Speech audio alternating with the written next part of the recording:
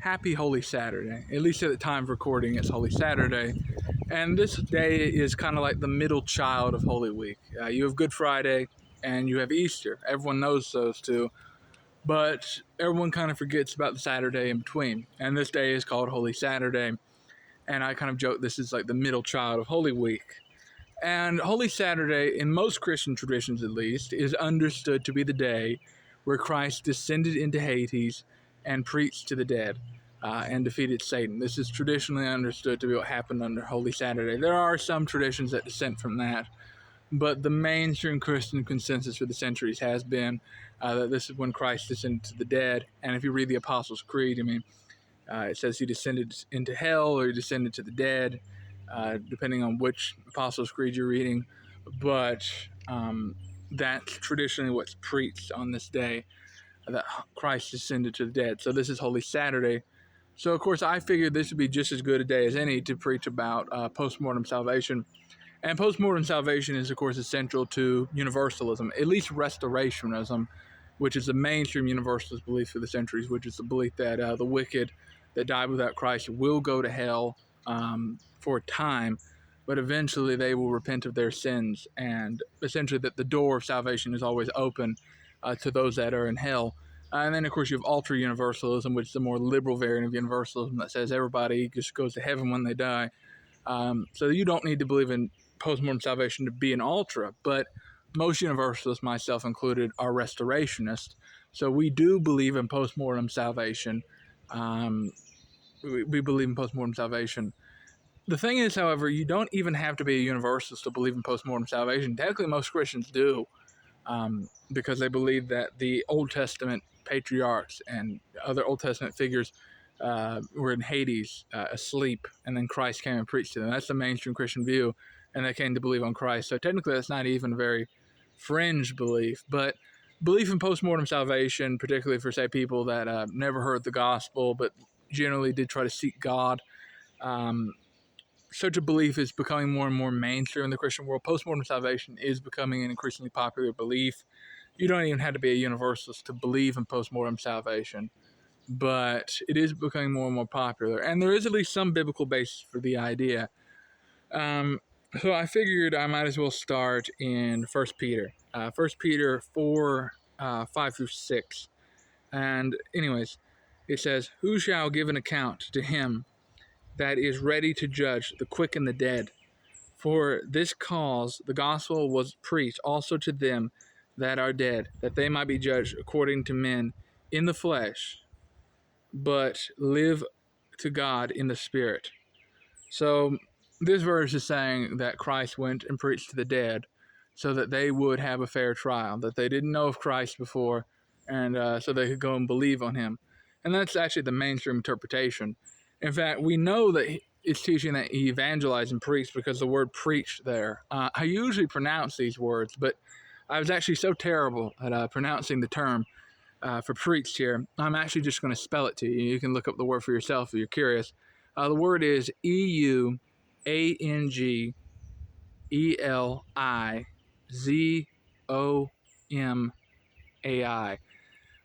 Felt like I was back in elementary school there for a second trying to spell, but that is the word in Greek, and it literally means to proclaim. It is it's one of the words that we derive our English word evangelize or evangelical from. It literally means to proclaim. So the verse is very clearly teaching that Christ proclaimed, taught the gospel to the dead.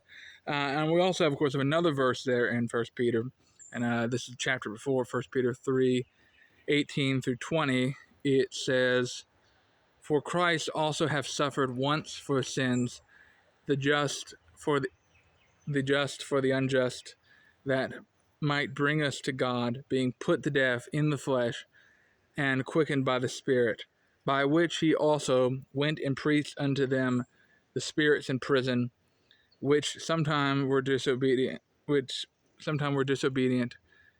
and when the long suffering of God waited in the days of Noah, while the ark was being prepared, wherein a few, that is 8, were saved by water." So that's the other verse. And of course, that's verse 19 there is very debated. The mainstream interpretation is that this is Christ going to the spirits in prison and proclaiming victory. But we already showed just a few verses later, we clearly see that Christ preached to the dead, to the human dead, so that they would have a chance at salvation. Also, this doesn't really make sense. Like, if you read the four Gospels, I'm reminded of Legion, but also a few other examples.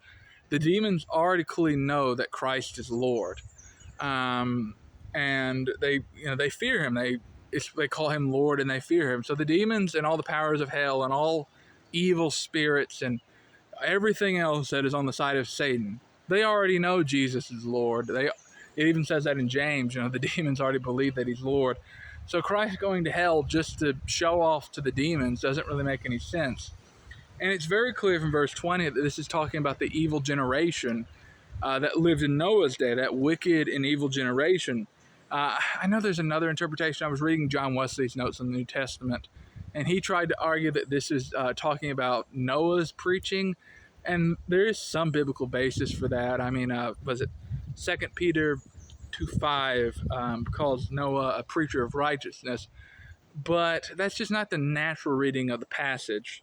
The natural reading of the passage is Christ went and preached to those in prison, and we already, of course, have a verse, just a few verses later, that helps support that idea. And it doesn't really make sense that Christ went to hell to show off to the demons and all the evil spirits, because they already know he's Lord. If you read the four Gospels, they already know he's Lord, and they treat him like he's Lord. So, I mean, this idea, that interpretation doesn't make a lot of sense, the mainstream. And then Wesley's interpretation and others, I mean, one could interpret it that way, but I just don't think it's a natural reading of the passage, especially considering verse 4-6, just a few verses later. So, also, I think another verse that helps support all this, this idea that Christ did descend into hell and preach is a verse in St. Matthew's Gospel. And it's verse 27. Okay. Yes, verse 27, 52 through 53, it says, "And the graves were opened, and many bodies of the saints which slept arose, and came out of the graves after his resurrection, and went into the holy city and appeared unto many." So that supports the idea that Christ did descend into hell or Hades, and did preach the gospel, because that's how those saints came back to life. They came back to life with their Lord, and they preached. And according to church tradition, in the Gospel of Nicodemus, which is not biblical, which is not Bible, and it was never treated as such. It was written several hundred years later, but this is church tradition. This, according to the Gospel of Nicodemus, they preached in the city for 3 days, and then were taken up, I believe. My recollection serves me correctly, but they preached in the city for 3 days. So that's what tradition says about what happened to those saints. But that helps support the idea that Christ did descend into hell and did preach the gospel. So there's at least some good biblical basis for the idea that those that lived before Christ, including the wicked antediluvian generation, those before the flood, there is at least some biblical evidence that they were preached to and were given the chance of salvation. Also, the other place I would go to is to the book of Revelation. In the book of Revelation, in chapter 21, verse 25, it says, "Of the New Jerusalem, and the gates of it shall not be shut at all by day, and there shall be no night there." Okay, why are the gates not shut? Think about it. The people of God, the lamb, the bride, not the lamb, the bride, they live in the New Jerusalem. They don't need to leave the New Jerusalem. Why are the gates not shut? It's for those outside, those that are called to the marriage feast of the Lamb. Think about it. If the church is already in the marriage feast, we're the bride, who's being called?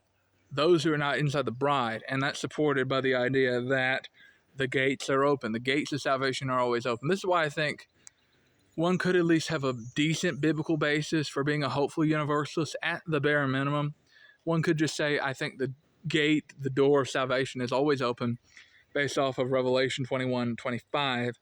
And also the imagery here is of a purifying fire. So, for instance, inside the mainstream translations, it says forever and ever. Okay, that's hyperbolic language. Simple logic dictates that nothing can be longer than forever. So forever and ever is hyperbolic language. And the correct translation, and even my Scofield Reference Bible, and if you know the Scofield, it was beloved in the past. It's more fallen out of favor. But it very conservative, very evangelical Bible commentary. Even the Schofield says that the correct translation is to the age of ages. And for the more liberal scholarship, my Revised Standard Version says inside the footnotes of I believe the Epistle of Second Thessalonians, on one of the forever and ever things, it says the correct translation is to the age of ages. So what does to the age of ages mean? Well, in the book of Revelation, we hear King of Kings, Lord of Lords, Age of Ages. What does that mean? It means the age that Christ reigns. And that age is the millennial kingdom. And I know there's a lot of debate about what exactly is the millennial kingdom. You got post-millennialists, you got millennialists, you got premillennialists, the whole nine. I get it. But the millennial kingdom, whatever you understand that as meaning, because I'm sure I have a diverse audience on this, whatever you understand the millennial kingdom as, to the age of ages is talking about the millennial kingdom, the period where Christ will reign supreme with an iron rod. That is the period that the text is speaking of. And also the language there of fire, of sulfur fire. So we read about fire and sulfur and them being tormented forever and ever, which is already hyperbolic language, and of course to the age of ages, which is the actual translation. Anyways, what was I going to say? The language there of sulfur fire, in the ancient world, sulfur fire was used for the purification of precious metals like gold and silver. That's how they actually still refine precious metals like gold and silver today. And this is not an idea that is foreign, even to the writer of Revelation, but even in other places of the Bible. For instance, we read in Revelation 3:18, and this is actually out of the mouth of Jesus himself. He says, I counsel thee to buy from me gold tried in fire, that thou mayest be rich, and white raiment, that thou mayest be clothed, and that the shame of thy nakedness do not appear, and anoint thine eyes with eye salve, that thou mayest see. So we know from the mouth of Jesus himself that this metaphor in the book of Revelation of gold refined by fire is not foreign to him. And we also know that St. John was familiar with metalworking from Revelation 1:15, which reads, And his feet were like unto fine brass, as they were burned in a furnace, and his voice was like the sound of many waters.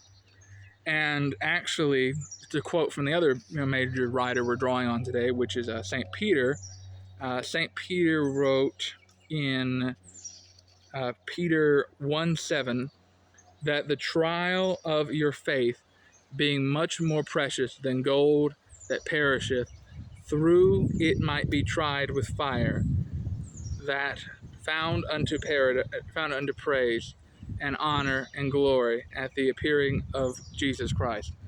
And you can find other places. I know Isaiah 48:10 comes to mind. And there's many other places in the Bible that speak of many of the Proverbs. You can read the Proverbs. I know it speaks about this in Psalms 12.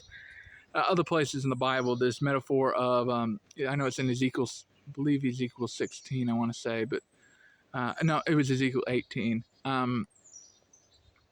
Anyways, this metaphor of refining fire, of sulfur fire, being refined by fire. In fact, in the Greek, the word for punishment in Revelation chapter 20 is basanos, and basanos is the word used by the metal workers in talking about the purification of gold and silver. So this idea that there is hope for those thrown into the lake of fire, they're being purified, is not completely out of left field. It's not an unbiblical idea. There's very good biblical evidence to support that there is hope for those that have died without Christ, that there is hope for a second chance. I know some people will try to quote Luke 16 at me about the great gulf fixed between them. For starters, assuming this is not just a parable, that is before Christ come, and Christ has made the way for us with God the Father. Second, Hades will be thrown into the lake of fire. They're in Hades, if you read Luke 16. So Hades is thrown into the lake of fire, and I've already established that the lake of fire is a purifying fire. And there is one other verse I can think of in the New Testament that one could use to try to argue for postmortem salvation, though it is a very controversial one, I would make my argument based off this one, and that is 1 Corinthians 15:29. And of course, 1 Corinthians 15:20 through 28 is beloved by universalists, and I would highly recommend you read it. But, anyways, it says in 29, else what shall they do which are baptized for the dead? If the dead rise not at all, why are they then baptized for the dead? Now, of course, this is a very controversial verse. I was reading Wesley's notes in the New Testament, and he gave like 3 different potential interpretations of it. But the most plain, natural reading of this is that in the early church, in those first few years of the Christian church, it was a practice of baptizing people on behalf of the dead. Now, of course, I don't recommend we do this. It fell out of favor very early on, it seems, and my church, the Methodist Church, doesn't teach we should do this, nor do any other mainline Protestant churches teach we should do it. So I submit to the authority of my denomination when I don't believe it's contradicting Scripture. And I was saying, I don't think we should practice baptism for the dead. It seemed to have fallen out of favor very quickly. I mean, there are things in the early church like speaking in tongues and other things they were doing, like very common miracle working, things that have largely stopped now. I do believe miracles and all that still happen, but it isn't happening like it was in the book of Acts. So just because the early church did something doesn't mean we should do it. But it does seem to mean that in the earliest days that they were baptizing on behalf of the dead. So that leaves open that they did believe post-mortem salvation was a very real possibility. So, yeah, that's the other verse I would go to. I'm not going to bank my argument on that because that's a very controversial verse. I mean, once again, Wesley, he gave like 3 different potential interpretations there. So I'm not going to bank my argument on 1 Corinthians 15:29, but it's there. So, yeah, I think at the very least, based off Revelation 21:25 and 1 Corinthians 15:29, I think there's at least reason to hope for the dead. I don't see why it's so crazy. In the Anglican tradition, they actually pray for the dead, but not because of purgatory. Well, originally, not because of purgatory. Some Anglicans do believe in purgatory. They actually pray for the dead, like, because we don't, some people we just don't know. They accepted Christ or not, they said they're a Christian, but you don't really know. And, God is inside the past, He's inside the present, inside the future. So some people in the Anglican Church actually pray for the dead that they came to Christ in this life. So at the very least, I think one could potentially, because I actually sometimes do pray for stuff in the past because Christ is the same God yesterday, today, and forever. So I don't think praying for someone that has already died, that in this life they accepted Christ, is so crazy. But at the very least, there is some biblical foundation for the idea that the dead could receive salvation. I mean, there aren't a ton of verses, but I do think there are at least some verses one could use to argue for such a position. Anyways, you don't even have to be a universalist to believe in post-mortem salvation. It's actually a fairly common belief and rapidly growing. Thank you for watching. God bless. And of course, happy Holy Saturday to you all, and a happy Easter, and Christ will conquer.